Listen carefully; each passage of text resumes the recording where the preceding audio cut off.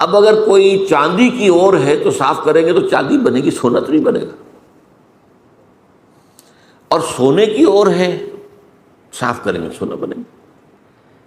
تو وہ اورس تو اپنی جگہ پر مستقل ہیں، ان کو آپ چینج نہیں کر سکتے۔ اسی طرح انسانوں کی افتاد طبع، انسانوں کا مزاج یہ اللہ نے بنایا ہوتا ہے۔ اس کو قرآن مجید میں ایک جگہ شاکلہ کہا گیا ہے، قل کل یعمل علی شاکلتہ۔ شاکلہ کسے کہتے ہیں؟ ہمارے مصری لوگ جو ہوتے ہیں جب کوئی شے ڈھالنی ہوتی ہے تو اس کے لیے پہلے پیٹرن بناتے ہیں، اسے پاٹرن کہتے ہیں، پاٹرن۔ تو مصری لوگ پاٹرن کہتے ہیں کہ جس میں پیٹرن ہے، سانچہ پہلے بناؤ گے تب اس میں اس دھات کو پگھلا کے ڈالو گے تو وہ اس کی شکل اختیار کر لے گا۔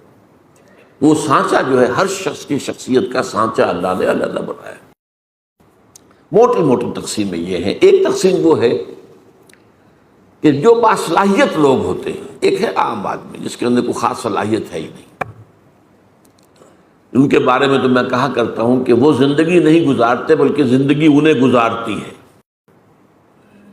ایک تو وہ لوگ ہوتے ہیں ان کا کوئی ہدف نہیں، کوئی مقصد نہیں، بس کھانا پینا، جو حیوانی تقاضے پورے ہو گئے، دن رات دھندے میں لگے ہوئے، آگے کوئی ہماری زندگی کا کوئی ہدف ہے، کوئی مقصد ہے، کوئی نصب العین ہے، کیا ہے، کوئی ہائر ہے، کوئی آئیڈیالوجی ہے، کوئی آدرش ہے، اس کو ہندی میں آدرش کہتے ہیں، نصب العین ہے ہی نہیں۔ تو یہ تو ہے عوام الناس جو قرآن کی روح سے انسان کی شکل میں حیوان ہیں۔ لہم قلوب لا یفقہون بہا ولہم اعین لا یبصرون بہا ولہم آذان لا یسمعون بہا اولئک کالانعام بل ہم اضل۔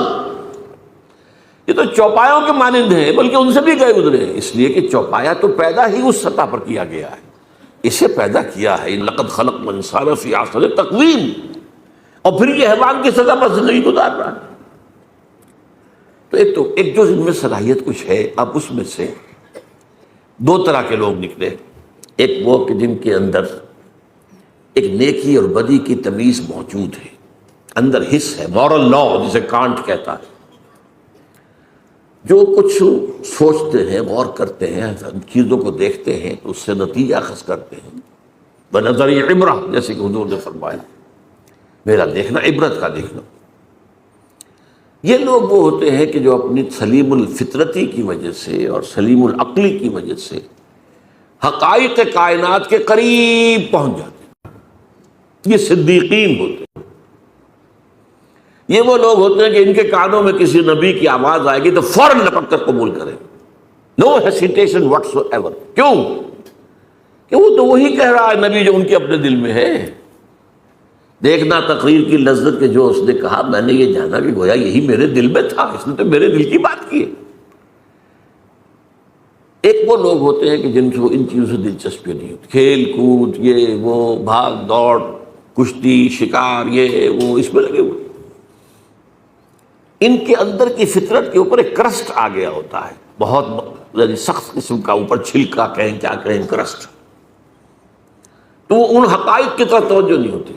میں نے آپ کو بتایا تھا جدید سائیکالوجی میں پہلی قسم کے لوگ انٹروورٹس کہلاتے ہیں، دوسرے ایکسٹروورٹس کہلاتے ہیں۔ تو ان کو حقائق کی طرف دلچسپی نہیں، بظاہر سے دلچسپی ہے بس۔ یہ وہ لوگ ہوتے ہیں کہ جن کا یہ کرسٹ کسی جذباتی بات سے پھٹتا ہے، جیسے حمزہ کی مثال دی میں نے آپ کو۔ کنیس نے کہا کہ آج تو ابو جہل نے آپ کے بھتیجے کے ساتھ بہت برا سلوک کیا۔ اب 6 سال گزر گئے تھے، بھتیجے کی بات پر کبھی توجہ ہی نہیں کی، بھتیجا کہہ کیا رہا ہے یہ، حالانکہ انتہائی محبوب بھتیجا، انتہائی محبوب۔ بس اس کہنے کے اوپر گھر میں داخل نہیں ہوئے، سیدھے گئے، کمان ماری ہے دے کر ابو جہل کے سر پر کہ تم نے میرے بھتیجے کے ساتھ یہ سلوک کیا، اور فوراً کہ اچھا میں اس پر ایمان لایا، آؤ کرو مقابلہ۔ یہ اسلام کی کیفیت تھی، یہی حضرت عمر کی تھی۔ انہوں نے اپنی بہن میں جو عظیمت دیکھی کہ عمر چاہے ہمیں ہلاک کر دو، اب ہم اس دین کو چھوڑنے والے نہیں، چونک کر کھڑا ہو گیا۔ عمر یہ کیا ہے، یہ صنف نازک میں یہ عظیمت۔ تو یہ تو ہم گفتگو کر چکے ہیں۔ آج میں ایک اور اعتبار سے بات کر رہا ہوں، وہ یہ جو آیات میں نے آج پڑھی ہیں، ان میں انسانیت شناسی کا ایک اور پہلو سامنے آتا ہے، انسانوں کی شخصیتوں کی مختلف افتاد۔ اس میں میں خاص طور پر ذکر کروں گا، مولانا مودودی نے اپنے تفہیم القرآن کے مقدمے میں ایک بڑی اہم بات کہی، بہت اہم بات کہی، کہ قرآن مجید ایسی کتاب نہیں ہے جسے کوئی شخص اپنے اسٹڈی روم میں یا ڈرائنگ روم میں آرام سے بیٹھا ہوا وہ پڑھتا رہے، سمجھتا رہے، ڈکشنری دیکھ لی، یہ دیکھ لیا۔ یہ مینول آف ریولوشن ہے، یہ انقلاب کا لائحہ عمل ہے۔ جب تک آپ اس انقلابی عمل میں شامل نہیں ہوں گے، اس کی اصل حقیقت آپ پر منکشف ہی نہیں ہوگی۔ وہ تو اس انقلابی عمل کی اس جد و جہد میں پھر آپ پر وہ کیفیات وارد ہوں گی، آپ کو پھر یاد آئے گا او کیا حالات تھے جب حضرت خباب بن الارت آ گئے تھے حضور کے سامنے فریاد لے کر کہ حضور اب تو یہ ہم سے ظلم برداشت نہیں ہو رہے، یہ ٹارچر اب ناقابل برداشت ہو گیا۔ آپ کو کیسے میں آئے گی کیا کیفیت تھی اس وقت خباب کی؟ وہ تو آپ اس کیفیت سے خود دو چار ہو، کبھی آپ پر کوئی آزمائش آئی ہو، کبھی آپ کے اوپر کوئی ایسا فیصلہ کن مرحلہ آیا ہو، تبھی تو آپ سمجھیں گے۔ تو قرآن مجید کے علم اور حکمت اور اس کے مفہوم اور معانی کا ایک بہت بڑا اہم گوشہ نہیں کھلتا جب تک کہ آپ یہ نہ سمجھیں کہ یہ ایک انقلابی دعوت تھی، اور انقلابی دعوت کے اعتبار سے انسانوں میں 4 قسمیں ہوتی ہیں، وہی نبیین، صدیقین، شہداء، صالحین۔ اب وہ کون سے 4 ہیں؟ دیکھیے پہلے بات سمجھ لیجئے کیونکہ وقت محدود ہے۔ ایک لوگ وہ ہوتے ہیں کہ جب بات سمجھ میں آ گئی ہر کے بعد آباد، اب نہ دائیں دیکھنا ہے، نہ بائیں دیکھنا ہے، نہ آگے نہ پیچھے، قبول کر لینا ہے بس۔ یعنی وہ لوگ جن میں ہمت ہے، کردار کی طاقت ہے، حوصلہ ہے، مثابرت ہے، مقاومت ہے، ایک وہ لوگ۔ وہ یہ نہیں دیکھتے کوئی اور بھی چل رہا ہے کہ نہیں چل رہا، وہ چلے تو چلے، نہیں چلے مجھے تو چلنا، مجھ پر تو حق باتیں ہوگی، بات ختم ہوگی۔ اب کوئی مفاد، کوئی چودراہٹ، کوئی حیثیت، اس کو نہ اندیشہ پہنچ جائے، اس کو نہ خطرہ ہو جائے۔ جیسے وہ نجران کے عیسائیوں کا وفد آیا تھا تو 2 بھائی تھے ٹاپ کے، ان کے بڑے اسقف، تو وہ جب حضور نے مباہلے کا چیلنج دیا تو پھر بھاگ گئے، رات چلے گئے، ورنہ 70 افراد کا نجران کا وفد آیا تھا۔ واپسی پر ایک بھائی، چھوٹے بھائی کے گھوڑے نے ٹھوکر کھائی، اس نے کہا تعس الابعد، ہلاک ہو جائے وہ دور والا۔ بڑے نے کہا یہ دور والا تم نے کسے کہا ہے؟ کہا محمد کو۔ معاذ اللہ، مت کہنا، یہ وہ تو نبی ہے۔ انہوں نے کہا پھر نبی ہے تو مانا کیوں نہیں تم نے؟ کہنے لگے دیکھو ہمیں قیصر روم نے بڑی سہولتیں دے رکھی ہیں، بڑی مراعات دے رکھی ہیں، ہماری بڑی حیثیت ہے، اگر ہم اس کو مان لیں گے تو گئے ہم تو۔ اب یہ انداز اور ہے۔ ایک میں جو بتا رہا ہوں وہ کیا ہے کہ بات دل میں اتر گئی، حق نے، دل نے گواہی دے دی کہ حق ہے، اب کوئی دائیں بائیں دیکھنا نہیں، کوئی اور ہے کہ نہیں ہے، کوئی چل رہا ہے نہیں چل رہا ہے، کیا امکانات ہیں، کیا کوئی حساب کتاب کر کے کیا امکانات ہیں، کامیابی کے کتنے فیصد امکان، کچھ نہیں، حق ہے، اور حق کا یہ حق ہے کہ اسے قبول کیا جائے۔ اور پھر ہر کے بعد آباد، یہ ہر کے بعد آباد جو کہتے ہیں کیا ہے، یہ صرف ایک شعر ہے۔ ہر کے بعد آباد، ماں کشتی درآب انداختیم، ہم نے تو کشتی ڈال دی ہے، اب یہ کشتی ڈوبے گی تو ہم بھی ڈوبیں گے، یہ تیرے گی تو ہم تیریں گے۔ Total identification with a cause,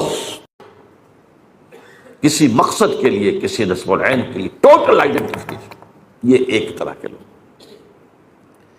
پھر دوسرے نمبر پر آتے ہیں جو حق سمجھ میں تو آ گیا،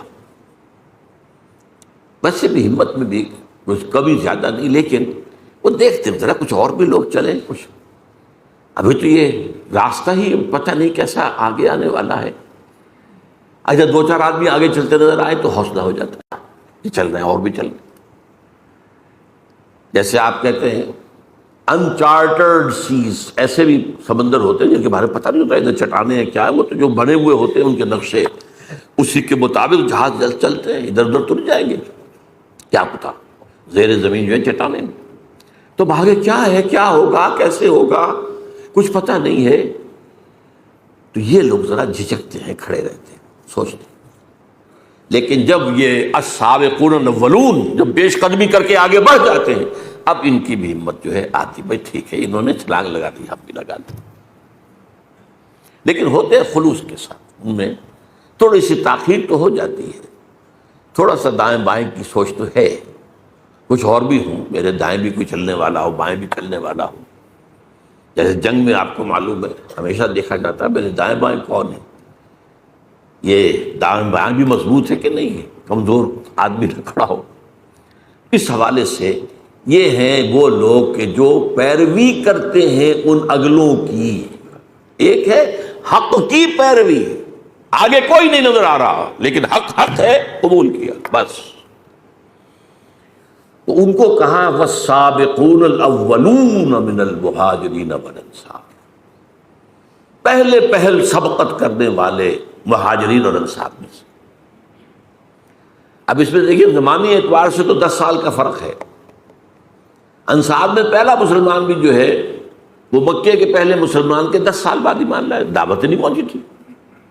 وہ تو جو عام الحزن ہے 10واں سال حضور کا جب بعثت کے بعد، اس کے بعد جو ہے وہ 7 آدمی خزرج کے ایمان لائے ہیں. پھر وہاں پر لیکن پھر وہاں پر یہ دعوت جو ہے جنگل کی آگ کی طرح پھیل گئی. نتیجہ یہ ہے کہ یثرب کہلاتا تھا، اب وہ مدینۃ النبی بن گیا، مدینہ بن گیا. ایک وہ لوگ ہوتے ہیں والسابقون الاولون، انصار میں سے بھی ہے وہ لوگ تھے جن کے سامنے جیسے ہی دعوت آئی فوراً قبول کر لیا، وہ سابقون الاولون میں سے تھے. چاہے ابو بکر سے 10 سال جونیئر ہو گئے، لیکن یہ کہ بہرحال ان کے سامنے جب بھی دعوت آئی ہے اس کے اعتبار سے ان کا وہ جو رد عمل تھا وہ کیا تھا، فوراً حاضر. والسابقون الاولون من المہاجرین والانصار، یہ سابقون الاولون مہاجرین میں بھی ہیں، انصار میں بھی ہیں. والذین اتبعوہم باحسان، اور وہ لوگ جنہوں نے ان کی پیروی کی لیکن خوبصورتی کے ساتھ کی، انہوں نے پورے دل کے ساتھ پھر ان کی وہ کر تو رہے، پیروی کر رہے. آگے چلنے والوں کے جو ہے ان کے تو رتبے جو ہے پھر بہت بڑے آگے ہیں، بہت ان کے رتبے ہیں سوا. لیکن یہ کہ بہرحال یہ بھی خلوص کے ساتھ چلنے والے، صحیح چلنے والے، پوری شخصیت کو لے کر چلنے والے ہیں. فرمایا رضی اللہ عنہ، یہ 2 کیٹیگریز تو وہ ہیں جن کو اب یہ سند اللہ دے رہا، اللہ ان سے راضی ہو گیا، ورضوا عنہ، اور وہ اللہ سے راضی ہو گئے.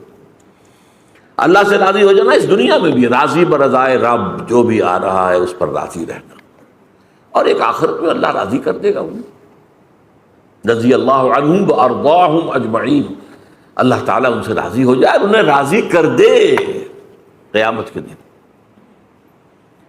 رضی اللہ عنہ ورضوا عنہ وعد لهم جنات تجری من تحت الانہار خالدین فیہا ابدا، اور ان کے لیے اس نے ایسے باغات تیار کیے ہیں جن کے نیچے نہریں بہتی ہوں گی، جن میں وہ ہمیشہ ہمیشہ رہیں گے. ذالک الفوز العظیم، یہ بہت بڑی کامیابی. اب اگر اس وقت آپ کے دل سے دعا نہ نکلے تو یہ بڑی بدنصیبی ہوگی. اللہم ربنا اجعلنا منہم، اے اللہ ہمیں بھی اس مقدس گروہ میں شامل ہونے کی توفیق دے. کہ جیسے ہی حق واضح ہو جائے فوراً قبول کریں، پھر کوئی پس و پیش نہ ہو، پھر جسے آپ کہتے ہیں ڈریگنگ آف دی فیٹ، یہ نہ ہو. اب تیسری بات آئی ہے، وَمِمَّنْ حَوْلَكُمْ مِنَ الْأَعْرَابِ مُنَافِقُونَ، ارے مسلمانوں تمہارے ارد گرد جو لوگ ہیں اعراب ان میں منافق ہیں، من اہل المدینہ، اور مدینے والوں میں بھی ہیں. نفاق کا مرض جو ہے اعراب میں زیادہ تھا، اس لیے کہ ان کو حضور کی تربیت اور تزکیے سے اتنا فائدہ اور تعلیم سے تو نہیں پہنچتا تھا. وہ تو کبھی آ گئے دیکھ لیا حضور. مدینے والے تو مسلسل حضور کی تعلیم، تربیت، تزکیہ اس سے مستفید ہوتے تھے. لہذا الاعراب اشد نفاقا، یہ قرآن اسی صورت میں ہے. نفاق کا مرض شدید ترین جو تھا وہ اعراب میں تھا. یہاں بھی فرمایا وَمِمَّنْ حَوْلَكُمْ مِنَ الْأَعْرَابِ مُنَافِقُونَ وَمِنْ أَهْلِ الْمَدِينَ، مدینہ میں بھی موجود ہے. مردوا علی النفاق، یہ نفاق پر اڑ گئے ہیں۔ یہاں ذرا سی بات سمجھ لیجئے، پہلے تو وہ بنیادی فرق شخصیت کا کیا ہے۔ عام لوگ یہ سمجھتے ہیں کہ شاید منافق وہی ہوتا ہے یا دھوکہ دینے کے لیے مان لایا، نہیں، وہ منافق نہیں ہوتا۔ اصل میں ایک ہے ضعف ایمان، اس پر بات ہم بعد میں کریں گے، چوتھی کیٹیگری بعد میں آ رہی ہے۔ ضعف ایمان کا بھی نتیجہ نکلتا ہے بد عملی یا بے عملی یا کم عملی، اچھے کام بھی کیے برے بھی کیے۔ ایک یہ ہوتا ہے کہ ایک شخص نے حق کو قبول کیا اور کھلے دل سے کیا، فیس ویلیو پر قبول کیا کہ ہاں یہ صحیح ہے، لیکن اب اگر مرحلہ آ گیا تو قربانی کا مطالبہ تو چھٹک گئے۔ جان عزیز ہے، مال عزیز ہے، ان میں وہ ہمت نہیں ہے، وہ قطعیت نہیں ہے، وہ ہر سے بادہ باد والی بات نہیں ہے، بلکہ دیکھ بھال کے دائیں دیکھو بائیں دیکھو بھائی، اپنے نفع نقصان کو بھی پہنچانو، خطرات سے بھی بچو، جان بچاؤ، چلو چلو چلو، لیکن بچ بچ کے چلو، بچ بچ کے چلو۔ اس کا بڑا خوبصورت نقشہ سورہ حج میں کھینچا ہے، وَمِنَ النَّاسِ مَن يَعْبُدُ اللَّهَ عَلَىٰ حَرْفٍ، لوگوں میں سے ایسے بھی ہیں جو کنارے کنارے اللہ کی بندگی کرنا چاہتے، مجدھار میں نہ جانا، بچ کر چلو۔ ایک وہ ہے تو بچا بچا کے نہ رکھ اسے، تیرا آئینہ ہے وہ آئینہ، یہ شکست نہ ہو تو عزیز تر ہے نگاہ آئینہ ساز میں۔ اب یہاں سے اصل میں اس کو قرآن کہتا ہے مرض، بیماری۔ نفاق کے پھر مراحل ہیں۔ پہلا مرحلہ تو کیا ہوتا ہے کہ انسان سے کوتاہی ہو گئی اور اس کے بعد جھوٹا بہانہ بنا دیا، نفاق شروع ہو گیا۔ اگر کوتاہی ہوئی اور مان لیا تو یہ نفاق نہیں ہے، مان لیا، توبہ کی، حضور کی خدمت میں بھی حاضر ہو گئے، حضور میں اعتراف کرتا ہوں مجھ سے کوتاہی ہوئی ہے، میرے لیے اللہ سے دعا کی، استغفار کی، یہ نفاق نہیں ہے، یہ ضعف ایمان ہے، وہ جو میں عرض کر رہا ہوں کہ فورتھ کیٹیگری۔ لیکن جب جھوٹ بولا نفاق شروع ہوئے، اور جیسے ٹی بی کے بارے میں مشہور تھا کسی زمانے میں، 3 سٹیجز، فرسٹ سیکنڈ تھرڈ میں آ گئی تو کوئی توقع ہی نہیں بچنے کی، اسی طرح اس کی بھی 3 سٹیجز، صرف جھوٹ پر مبنی پہلی سٹیج، پھر جھوٹی قسم، چونکہ جب دیکھا میں نے بار بار بہانہ بنایا جھوٹا، اب لوگ مسکرانے لگتے ہیں میری بات سن کر، وہ سمجھتے ہیں کہ یہ تو اس کا تو کام ہی بہانے بنانا، تو خدا کی قسم، اللہ کی قسم، اللہ کو حاضر ناظر جان کر کہہ رہا ہوں، میری یہ مجبوری ہے، میری بیوی بستر مرگ پر پڑی ہے، میرا فلاں یہ، میں جنگ میں نہیں جا سکتا، میں یہ نہیں کر سکتا وغیرہ، قسمیں۔ اتخذوا ایمانہم جنۃ، انہوں نے اپنی قسموں کو ڈھال بنا لیا۔ اور تیسری سٹیج ہوتی تھی جبکہ دل میں بغض پیدا ہو جائے، یہ نبی نے ہمیں کس مصیبت میں ڈال دیا۔ ایک صاحب ایمان سابق الاولون وہ کہتے تھے نبی کا احسان تو ہم اتار ہی نہیں سکتے، انہوں نے ہمیں سیدھا راستہ دکھایا، وہ تو ہمارے محسن ہے، محسن اعظم۔ اب یہ کیا کہتے ہیں ہمیں کس مصیبت میں ڈال دیا اس محمد نے آ کر صلی اللہ علیہ وسلم، خطرے ہی خطرے۔ اور وہ ان لوگوں کے بارے میں کہتے تھے یہ بے وقوف ہیں، فینیٹکس ہیں، آج کا لفظ فینیٹکس، یہ پاگل ہیں۔ وَإِذَا قِيلَ لَهُمْ آمِنُوا كَمَا آمَنَ النَّاسُ قَالُوا أَنُؤْمِنُ كَمَا آمَنَ السُّفَهَاءُ، لوگوں نے اللہ کے بندو تم ایمان لائے ہو تو جیسے اور لوگ ایمان لائے ویسے ہی مان لاؤ، پھر سنو اور مانو، اطاعت کرو، قربانیاں دو۔ وہ کہا ہم کوئی بے وقوف ہے کیا ہم ایمان لائے جیسے یہ بے وقوف لوگ ایمان لائے؟ یہ تو فینیٹکس ہے، یہ تو دیوانے ہیں، مجنون ہیں، جنونی لوگ ہیں، ہم نہیں۔ یہ ہے نفاق۔ اب قرآن میں جن لوگوں کی بھی نگاہ ہے بڑی تدریج کے ساتھ، سورہ بقرہ میں صرف مرض کا ذکر کیا، لفظ نفاق نہیں آیا، بیماری ہے، تاکہ جو بھی ہوش میں آ سکتا ہو ہوش میں آ جائے کہ دیکھو تمہیں ٹی بی کی ہو گئی ہے انفیکشن، بھائی فوراً علاج کراؤ وغیرہ۔ اس کے بعد پھر ذرا اور آگے بڑھ کر پھر لفظ منافق آیا سورہ آل عمران میں. غزوہ احد کے موقع پر چونکہ اس کا ظہور ہو گیا، 300 کو لے کر عبداللہ ابن ابی واپس چلا گیا میدان جنگ سے، تو لفظ منافق پہلی دفعہ آیا. پھر سورہ نساء میں کھل کر آیا، اور فائنل سورہ جو ہے سورہ توبہ ہے. پھر یہ کہ لفظ عام کیا گیا، لیکن ایک پردہ پڑا رہنے دیا گیا، کسی کو شخصاً منافق نہیں کہا گیا. یہ بیماریاں ہیں، یہ کمزوریاں ہیں، ان کی یہ علامات ہیں، ان کا یہ طرز عمل ہے، تاکہ جو بھی ہوش میں آ سکتا ہوش میں آ جائے. منافق کہہ کر ابھی ان پر لیبل نہیں لگایا گیا. یہ مرض پھر اپنی پوری انتہا کو پہنچا ہے. یہ جو آخری دور ہے، غزوہ تبوک کا موقع ہے، سخت ترین آزمائش تھی. اس کے بعد سے اس لیے لفظ یہاں آیا ہے مردوا علی النفاق، یہ نفاق پر اڑ گئے ہیں.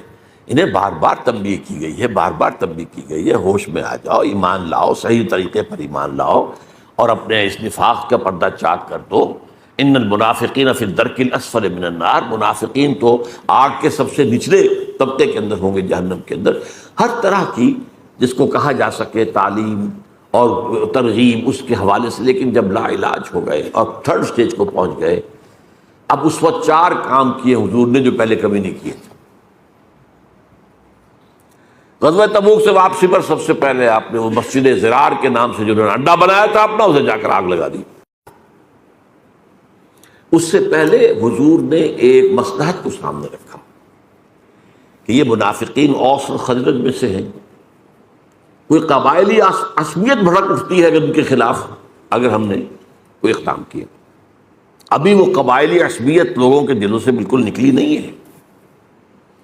جو سردار تھا منافقین کا ابی، عبداللہ ابن ابی، وہ خزرج کا سردار تھا، اور اسے بادشاہ بنانے کا فیصلہ ہو گیا تھا. تاج تیار ہو چکا تھا سونے کا، آج پوشی باقی تھی کہ حضور تشریف لیا، بے تاج بادشاہ آ گیا، تو اس کا تو سارے خواب درہم برہم ہو گئے. تو بدترین منافق وہی تھا، اسے بھی کبھی منافق نہیں کہا. اس کے بھی جنازے کی نماز پڑھا دی، بلکہ اس کے لیے اپنا کرتا بھی دے دیا، اس لیے کہ اس کا بیٹا جو تھا عبداللہ ابن ابی، وہ بہت نیک صالح نوجوان تھا. وہ آیا ہے کہ میرے والد کا انتقال ہو گیا، حضور اپنا کرتا عنایت فرما دیں، میں اس میں اس کو کفن دے دوں. آپ نے کرتا دے دیا. حضرت عمر نے کہا ابھی کیا کر رہے ہیں اس منافقین کے سردار کو؟ فرمایا عمر میرا کرتا اس کو اللہ کے عذاب سے نہیں بچا سکتا. ہم پتہ نہیں کیا کیا چیزیں تبرک بنا کر اپنے پاس رکھتے ہیں. یہ تبرک میرے ساتھ میرے کفن میں رکھ دینا. حضور کے کرتے سے زیادہ تبرک والی شے کوئی ہو سکتی تھی؟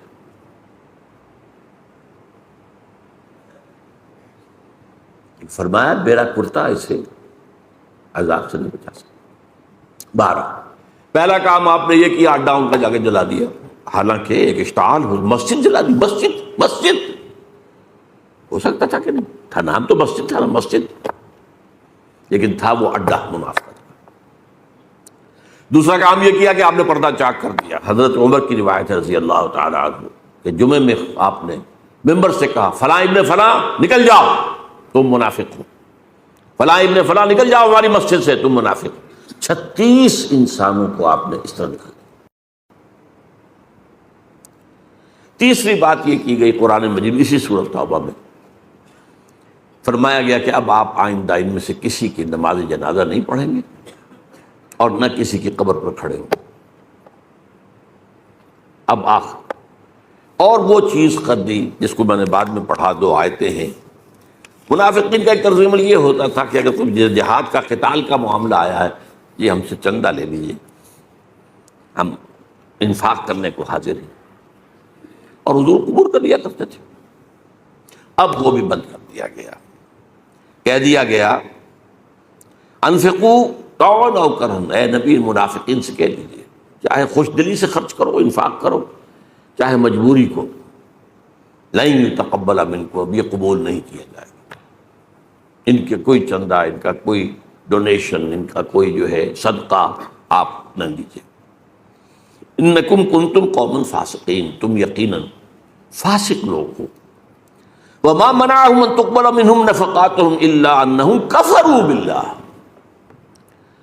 اور نہیں محروم کیا انہیں اس بات سے کہ ان کے نفقات، ان کا انفاق قبول کیا جاتا، مگر اس نے کہ وہ اللہ سے کفر کر چکے ہیں۔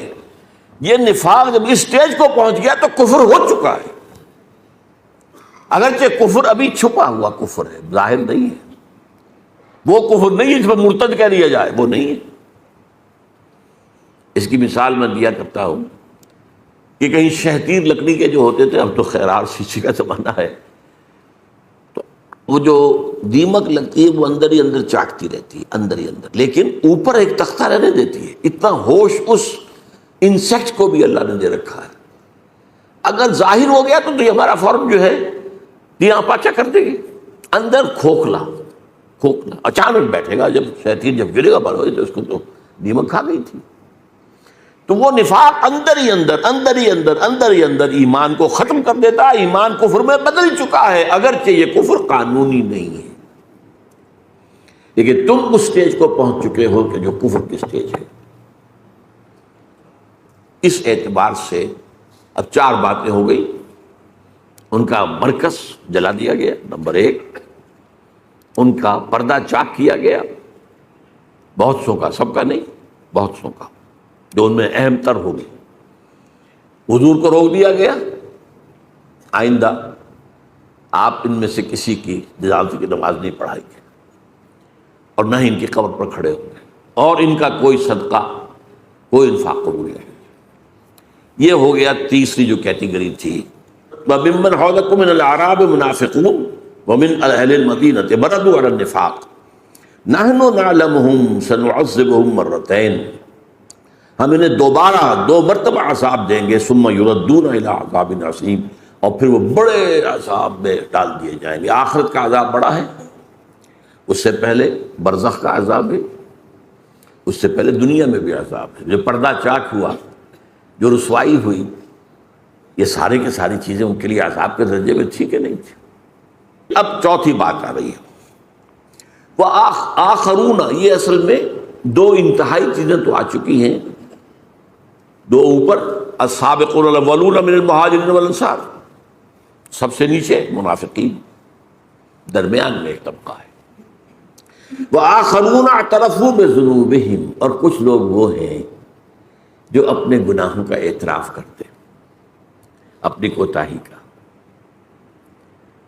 جب حضور واپس آئے ہیں اور آپ نے جواب طلبی کی ہے، کیونکہ اس لیے کہ غزوہ تبوک میں نفیر عام تھی، ہر صاحب ایمان کے لیے جانا لازم، اس سے پہلے کبھی نہیں تھی، چوائس پر ہوتا تھا، جانا چاہیں جائیں، نہیں جانا چاہیں، درجے ہیں جانے والوں کے، لیکن یہاں نفیر عام، لہذا واپسی پر آپ نے جواب طلبی کی، تم کیوں نہیں گئے، تم کیوں نہیں آئے؟ اب منافق قسم کھاتا تھا، جھوٹ بولتا تھا، حضور کہتا ٹھیک ہے، قرآن مجید نے بھی کہا دفع کیجئے انہیں، اعرض عنہم، اعراض کیجئے۔ آپ کو پتا تھا کہ جھوٹ بول رہا ہے، آپ سے کہیں چھپی ہونے والی بات تھی؟ وہ تو عام صاحب ایمان کے بارے میں بھی، اتقوا فراست المومن فإنہ ینظر بنور اللہ، بندہ مومن کی فراست سے ڈرو، وہ اللہ کے نور سے دیکھتا ہے۔ تو نبی کس نور سے دیکھتے تھے؟ لیکن ٹھیک ہے جائیے، اہل ایمان اب وہ آئے، حضور کوئی عذر نہیں ہے۔ میرے پاس بھی کعب ابن مالک کی بڑی لمبی حدیث ہے بخاری شریف کے اندر کہ حضور میرے پاس بھی زبان ہے، میں بھی جھوٹ بول سکتا تھا، بہانے بنا سکتا تھا، لیکن میں تسلیم کرتا ہوں کہ جتنا صحت مند میں اس وقت تھا کبھی نہیں تھا، کوئی بیماری نہیں تھی، اور جتنا غنی میں اس وقت تھا اس سے پہلے کبھی نہیں تھا۔ یہ بھی نہیں تھا کہ میرے پاس زیادہ راہ نہیں تھا، بس مجھے میرے نفس نے چکمہ دیا کہ تمہاری سانڈنی جو ہے بڑی طاقتور ہے، مضبوط ہے، یہ رسول اللہ تو چلیں گے 30,000 کا لشکر لے کر، تو بڑی سلو رفتار ہوگی نا، تم 2-4 دن اور ٹھنڈی چھاؤں گھر کی راحتیں جو ہیں ان سے مستفید ہو لے، پھر تیزی کے ساتھ دوڑتے ہوئے جا کے مل جانا۔ ہر روز یہی چکمہ اور نس دے رہا ہے، میں چکمے میں آتا چلا گیا۔ ایک روز اچانک محسوس ہوا کہ اب تو میں چاہے کتنا ہی تیز چلوں آپ کو نہیں مل سکتا، بیٹھ گیا۔ انہیں پھر سزا دی گئی، بائیکاٹ کیا گیا، ان کا حکم دے گیا کہ کوئی صاحب ایمان سے بات کرے۔ یہ 3 صحابہ تھے۔ اب ان کے بارے میں جو فرمایا جا رہا ہے، یہاں سے کیٹیگری تو آپ نے سمجھ لی، وآخرون اعترفوا بذنوبہم خلطوا عملا صالحا وآخر سیئا، انہوں نے گڑبڑ کر لیے ہیں اپنے اندر اچھے کام بھی برے کام بھی۔ ظاہر بات ہے کہ اگر ایمان زیادہ مضبوط نہیں ہے تو کیا ہوگا، گناہوں کا صدور، لیکن معافی مانگے گا آدمی، استغفار کر لے گا، توبہ کر لے گا، اللہ معاف فرمانے والا ہے، لیکن رہے گا تو ایسے ہی نا ڈاما ڈول، کبھی ادھر کبھی ادھر۔ تو خلطوا عملا صالحا وآخر سیئا، انہوں نے خلط ملط کر دیے ہیں، نیک اعمال بھی اور برے اعمال بھی۔ عسى اللہ ان یتوب علیہم، امید ہے کہ اللہ ان پر عنایت فرمائے گا، ان کی توبہ قبول کر لے گا، ان کے استغفار کو شرف قبولیت عطا کر دے گا۔ ان اللہ غفور رحیم، یقین اللہ غفور الرحیم ہے۔ خذ من اموالہم صدقۃ، اے نبی ان کے اموال میں سے صدقہ قبول کر لیجئے۔ منافقین کا کوئی صدقہ قبول نہیں ہے، لیکن ان میں سے خذ من اموالہم صدقۃ تطہرہم بہ وتزکیہم، تطہرہم وتزکیہم بہا، یہ صدقہ جو یہ اللہ کی راہ میں دیں گے، انفاق کریں گے اور آپ اس کو قبول کر لیں گے تو ان سے تطہیر ہوگی، ان کا اندر پاک ہوگا، گناہوں کے جو اثرات ان کے باطن میں ہیں، ان کی شخصیت کے اندر، وہ اس میں سے دھل جائیں گے، اور تزکیہم، زکوٰۃ یہ ان کے لیے تزکیے کا ذریعہ بن جائے گا، اندر کی پاکی کا۔ وصلی علیہم، اور ان کے لیے آپ دعا بھی کیجیے۔ وہاں منافقین محروم ہو گئے۔ استغفر لہم او لا تستغفر لہم ان تستغفر لہم 70 مرۃ فلن یغفر اللہ لہم، اسی سورۃ توبہ کی آیت ہے۔ اس منافقت کے موضوع پر یہ چوٹی کی صورت ہے، ٹاپ کی، کلائمیکس۔ اے نبی آپ چاہیں ان کے لیے استغفار کریں چاہے نہ کریں، آپ 70 مرتبہ بھی استغفار کریں گے تب بھی اللہ معاف نہیں کرے گا۔ یہ دوسری بات ہے کہ حضور کی شخصیت کا پہلو، آپ نے فرمایا اگر مجھے معلوم ہوتا کہ 70 بار سے زیادہ استغفار کرنے پر اللہ انہیں معاف کر دے گا تو میں 70 بار سے زیادہ کرتا، لیکن انداز میں یہ کہ کرنا ہے ہی نہیں، 70 کیا 70 مرتبہ، 70,000 مرتبہ بھی کر لیں گے تو معاف نہیں کریں گے، لہذا میں نہیں کر سکتا اس طرح۔ تو فرمایا خذ من اموالہم صدقۃ تطہرہم وتزکیہم بہا، اس صدقے کے ذریعے سے تطہیر ہوتی ہے اور تزکیہ ہوتا ہے۔ اسی لیے جو مالی عبادت ہے اسلام میں اس کا نام زکوٰۃ ہے۔ کیوں؟ تزکیے سے بنا یہ لفظ، یہ بھی انسان کے دل کے اندر کی باطنی جو صفائی ہے اس کا ذریعہ ہے۔ اس لیے کہ انسان کو روگ کیا ہوتا ہے، جو روگ میں نے کہا تھا مرض، حب دنیا، حب مال، حب جان، یہی تو ہے، اور سب سے بڑی شے حب مال، یہ انڈیکس ہے۔ جتنی محبت ہوگی مال کی اتنی ہی نفاق کا امکان ہوگا زیادہ، لہذا یہ مال نکالو نکالو نکالو نکالو نکالو، دو اللہ کے، اسی سے تزکیہ ہوگا، اسی سے اندرونی پاکیزگی ہوگی۔ خذ من اموالہم صدقۃ تطہرہم وتزکیہم بہا وصلی علیہم، اور ان کے لیے دعا کیجیے۔ ان صلاتک سکن لہم، آپ کا ان کے حق میں دعا کرنا ان کے لیے بڑا ہی باعث تسکین ہے، سکون دینے والی شے ہے۔ ظاہر بات ہے ان کے اندر تو اب ایک خلجان ہے نا، میں یہ کیا کر بیٹھا، کیا مجھ سے غلطی ہو گئی ہے، یہ ساری چیزیں جو اندر کی کیفیات ہیں، تو جیسے ہم کہتے ہیں کہ زخم کے اوپر پھاہا رکھ دیا گیا، تو ایسے ہی آپ کی جو ان کے لیے آپ کا استغفار جو ہے سکن لہم، وہ ان کے تسکین کا ذریعہ بنے گا۔ واللہ واسع علیم، اور اللہ یقیناً بہت وسعت والا اور جاننے والا ہے۔ الم یعلموا ان اللہ هو یقبل التوبۃ عن عبادہ ویأخذ الصدقات،